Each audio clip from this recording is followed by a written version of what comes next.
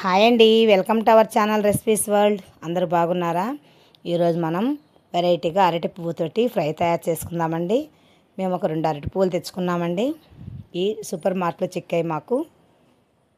Okay అండి, వాటన్నిటిని అలా మొత్తం పైన ఆ పువ్వు మొత్తం తీసేస్తూ మధ్య మధ్యలో అలా మొగ్గలు ఉంటాయండి. ఇవే మనకు తర్వాత అరటికాయలు వస్తాయండి అలాగే ఉంచేస్తే. కానీ కర్రీ కోసమని అందరూ కోసేస్తారు. మార్కెట్లో బాగా చిక్కుతాయి అన్నమాట ఇవి. అవి మొత్తం అలా తీసేసుకొని అదిగో మిడిల్లో చూసారా ఒక చిన్న మొగ్గలాగా ఉంటుందండి. అది మనకు చేతికి తెలుస్తుంది స్టిఫ్గా. అది ఆ పైన ఒక చిన్న పొరలాగా ఉంటుందన్నమాట వైట్గా. అవి తీసేసుకోవాలండి. చూసారా నేను పైన వీడియోలో చూపించినట్టు అలా మొత్తం తీసేసుకోవాలి. నెక్స్ట్ వచ్చేసి వాటిని చిన్న చిన్న పీసెస్గా కట్ చేసుకోవాలండి. వీలైనంత చిన్నగా కట్ చేసుకోవాలి. కొంచెం ఉప్పు వాటర్లో వేసేసుకొని కలిపి పెట్టుకోవాలి. ఇవి సన్న సన్న పీసెస్గా కట్ చేసేసుకొని అన్నీ అందులో వేసేసుకోవాలండి. వీలైనంత వరకు చిన్నగా కట్ చేసుకోండి, ఎందుకంటే ఫ్రై చేసేటప్పుడు మరి పెద్దగా ఉన్నాయంటే అవి పెద్దగా ఉడకవు అన్నమాట. చూసారా ఆ సైజులో అయితే సరిపోతుంది వీడియోలో చూపించినట్టు. ఓకే అండి, బాగా 2-3 సార్లు అయితే వాటిలో బాగా కడిగేసుకోవాలి. అవి మనం కడుగుతుంటేనే బ్లాక్ షేడ్ మారిపోతూ ఉంటుందండి. చూసారా వాటర్ అంతా వైట్గా వచ్చేసాయి అనమాట. ఆ ఉప్పు వల్ల ఈ దీంట్లో వచ్చే బ్లాక్ కలర్ వల్ల. మీరు కట్ చేసేటప్పుడు కొంచెం ఆయిల్ చేతికి అంటించుకొని తర్వాత వచ్చేసి కట్ చేసుకోండి, ఏదో చేయంతా బ్లాక్ అయిపోతుంది అనమాట. ఓకే అండి, అలా నీట్గా కడిగి ఉంచుకొని స్టవ్ మీద ఒక గిన్నెలో వాటర్ పెట్టేసుకొని అందులో కొంచెం ఉప్పు వేసేసుకోవాలి.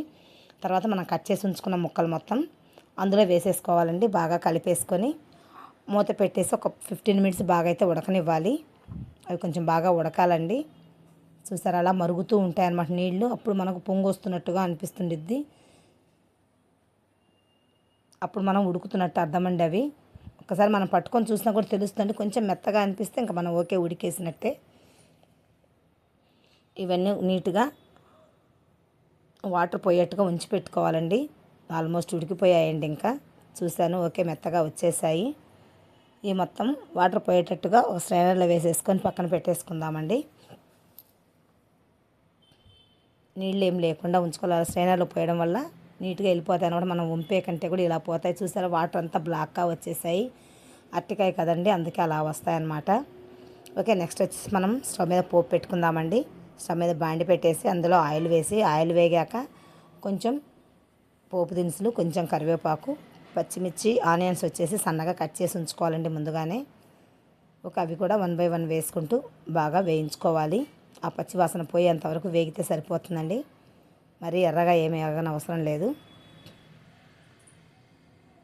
చూసారా కొంచెం కలర్ మారింది అంతే, మాత్రం సరిపోతుంది. ఇప్పుడు కొంచెం మనం అల్లం వెల్లుల్లి పేస్ట్ కూడా వేసేద్దాము. అది కూడా కొంచెం పచ్చివాసన పోయేంతవరకు బాగా వేయించుకుందాము. దీనికి వాటర్ అలా ఏం అవసరం లేదని జస్ట్ ఫ్రై కాబట్టి అలాగే సరిపోతుంది అనమాట. నేను కొంచెం పచ్చి కొబ్బరిని అలా తురుముకున్నానండి. మీరు పచ్చి కొబ్బరి ఉంటే కొంచెం మిక్సీకైనా వేసుకొని అలా పల్స్లో వేసేసుకోవచ్చు.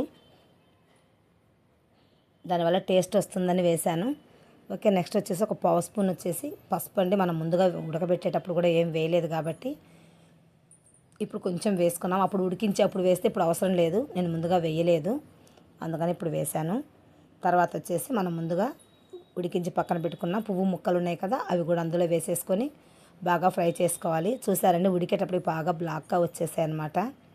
అంతే, అయినా కూడా టేస్ట్ బాగానే ఉండిద్ది. ఓకే, బాగా కలిపేసుకొని మూత పెట్టేసుకోవాలండి. కొంచెం ఒక 15 మినిట్స్ వచ్చేసి అలా మీడియం ఫ్లేమ్లో బాగా వేగనివ్వాలి. ఓకే అండి, ఆల్మోస్ట్ వేగిపోయాయి అన్నమాట. ఇప్పుడు